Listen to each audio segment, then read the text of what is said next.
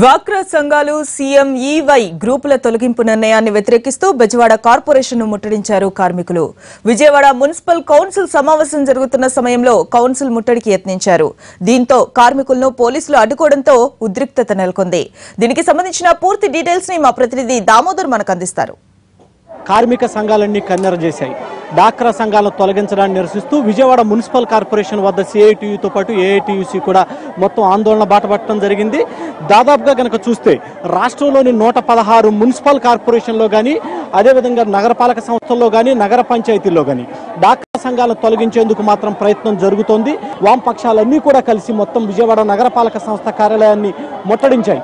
అయితే ఇప్పటికే ఆందోళన కొనసాగుతున్న నేపథ్యంలో ఆందోళన తీవ్ర స్థాయిలో ఆందోళన వ్యక్తం చేస్తున్నారు. ఒకవైపు పోలీసులు కూడా భారీగా మోహరించారు. కార్పొరేషన్ కార్యాలయంలోకి డాక్రా సంఘాలకు సంబంధించినటువంటి ఎవరు కూడా వెళ్లకోకుండా అడ్డుకునేందుకు పెద్ద సంఖ్యలో పోలీసులంతా కూడా మోహరించడం జరిగింది. కార్పొరేషన్లోని వైసీపీ కూడా ఇప్పటికే మద్దతు ప్రకటించింది.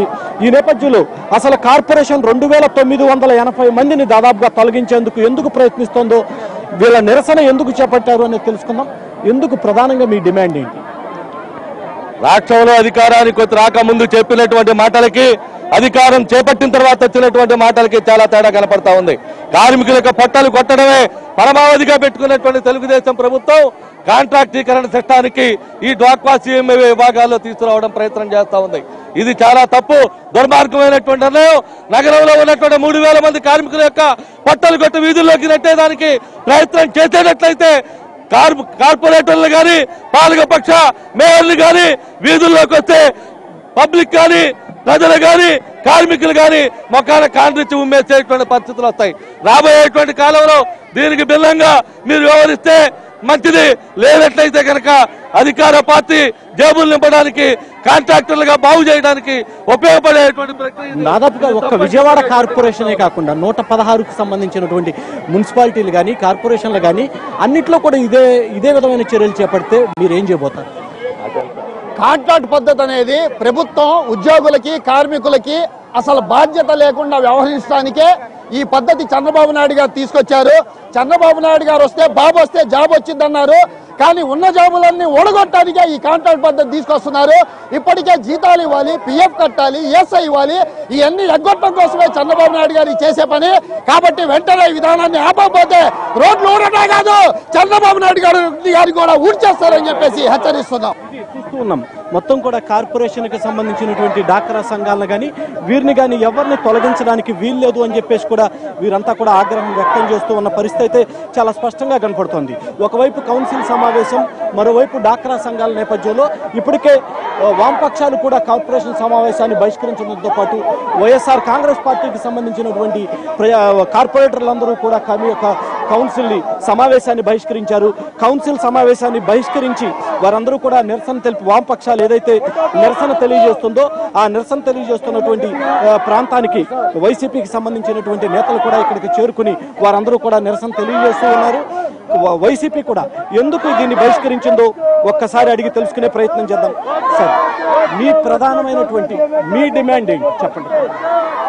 ఈ డాక్రా మహిళల విధానాన్ని రద్దు చేయడానికి, ఈ కాంట్రాక్ట్ ఉద్యోగుల విధానాన్ని రద్దు చేయడానికి ప్రయత్నిస్తున్న తెలుగుదేశం గవర్నమెంట్, కమిషనర్ గారిని, ఈ పద్ధతిని మా పార్టీ వ్యతిరేకిస్తుంది. దానికి నిరసనగా మా పార్టీ కార్యకర్తలు అట్లాగే మా కార్పొరేటర్లు అందరం మేము నిరసన తెలియజేసి వాళ్ళకి మద్దతు తెలియజేయడం కోసం అని చెప్పి మేము. మీరేం చర్య కౌన్సిల్లో మీ పార్టీ ఏ నిర్ణయం తీసుకుంటారు? ఆల్రెడీ దీని మీద వైఎస్ఆర్సీపీ తరపున మేము 4 రోజుల క్రితం నుంచే దీని మీద మా యొక్క వాయిస్ అనేది వినిపించడం జరుగుతోంది. కార్మిక సోదరుల పొట్టకొట్టేటటువంటి యొక్క నిర్లక్ష్య వైఖరిని, యొక్క దుర్మార్గ చర్యని మేము అరికడుతూ మేము 4 రోజులు బట్టి మీడియా ద్వారా మేము ప్రజల్లోకి మేము ఈ విషయాన్ని తీసుకెళ్తున్నాం. దాన్ని మ్యాక్సిమం 99% మేము సక్సెస్ అయ్యామనే మేము చెప్పాలి.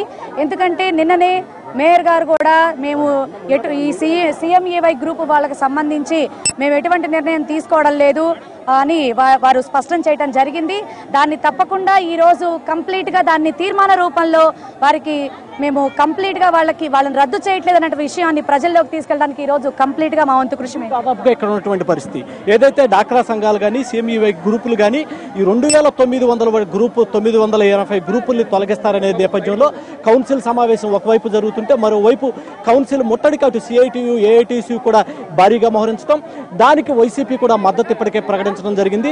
అయితే ఏదైతే రాష్ట్ర వ్యాప్తంగా ఆంధ్రప్రదేశ్లో ఉన్నటువంటి 116 అటు కార్పొరేషన్లు కావచ్చు, మున్సిపాలిటీలు కావచ్చు, నగర పంచాయతీలు కావచ్చు, వీటిలో డాక్రా సంఘాలని ఏదైతే ఉందో వీటిని రద్దు చేయాలనే నిర్ణయాన్ని మాత్రం విజయవాడ నుంచి మాత్రం అటు వామపక్షాలు ఇటు వైసీపీ పూర్తిగా వ్యతిరేకిస్తున్నాయి. కెమెరామెన్ లక్ష్మణ్తో Damodar, NTV, Vijayawada. News online లో ఇప్పుడు ఒక షార్ట్ బ్రేక్ తీసుకుందాం. బ్రేక్ తర్వాత స్పెషల్ ఫోకస్ చూద్దాం.